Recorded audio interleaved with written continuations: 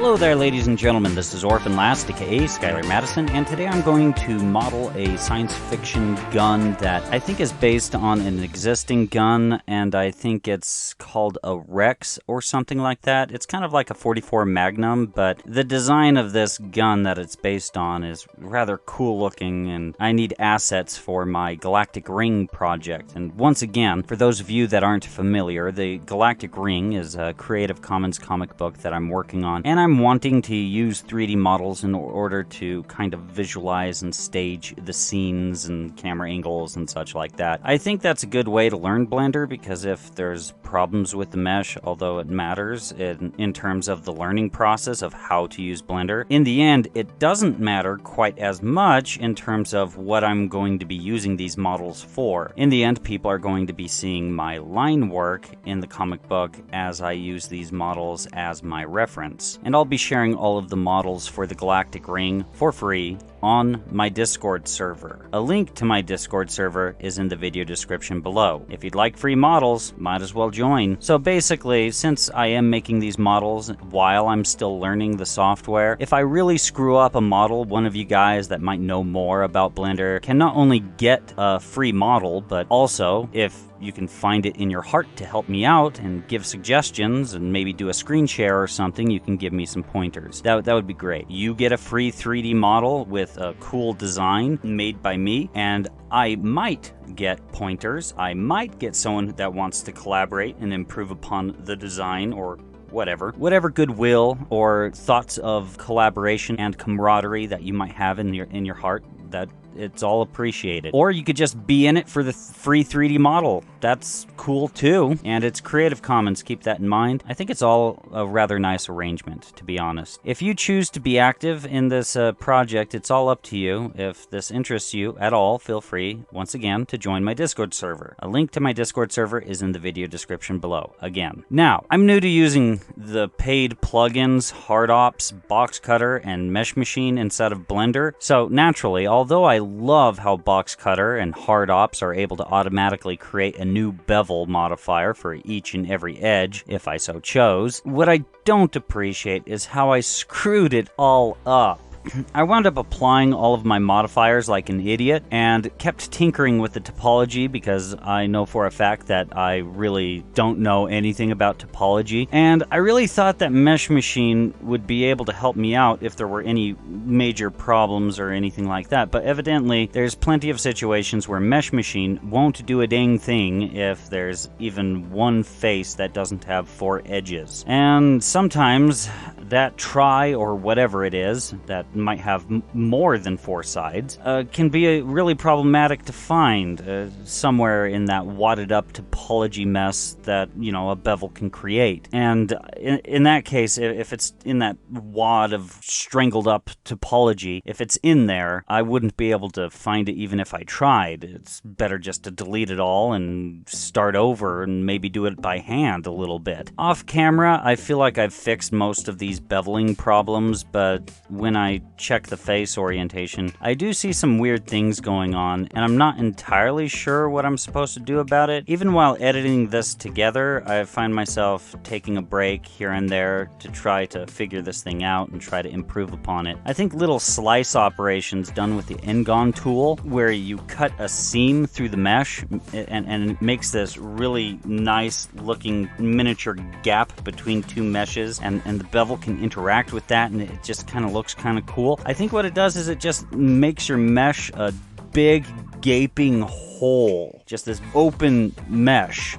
And if I were to be making this for a cartoon or a video game or something, correct me if I'm wrong in saying this, but isn't that a problem? Doesn't that cause problems with like just about everything, like your textures or something? I'm not really quite sure. I mean, I do know that for a fact, at least, that if I were to use this mesh as is, and I don't do anything about what the Ngon tool did, then if I was to try to 3D print this model, it wouldn't work. I'd have to do a lot of work to fix the problems. But I'm not sure about the other situations.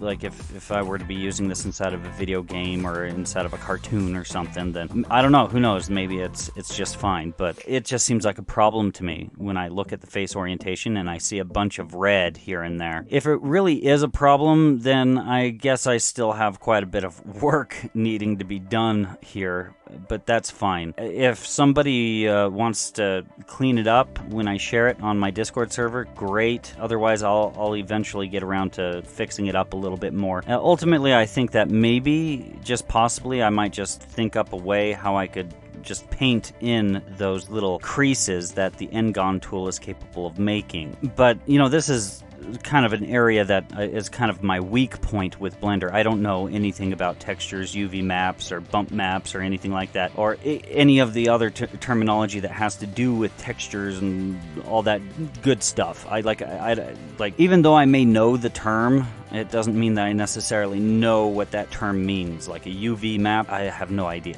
but that's fine. I'll get around to it. People only know what they currently know at that point in time, and as long as they have an eagerness to learn more, there's not a problem. So yeah, eventually I'll get around to that. But correct me if I'm wrong, if I were to make these little creases that the N-Gon tool makes with box cutter, doesn't that mean that I'd only be able to make these little creases that normally the N-Gon tool would be able to make? Only be able to make those creases after I have a finished mesh, after I've fully sculpted the thing out? Because if that's the case, then I might just forget about making those little creases, and it might be less enjoyable. Either way, if the N-Gon tool is just going to make a whole load of heartbreak for me, I'm not really quite sure what I'm going to do about that in order to get that same effect. But to discuss more about these bevels, in general, what I find is that these bevels, if you're not really careful, you can accidentally get small sections, usually at a corner, to wad up like a crumpled piece of paper. It kind of reminds me of working with natural clay, like natural-based clay that you find out in nature, and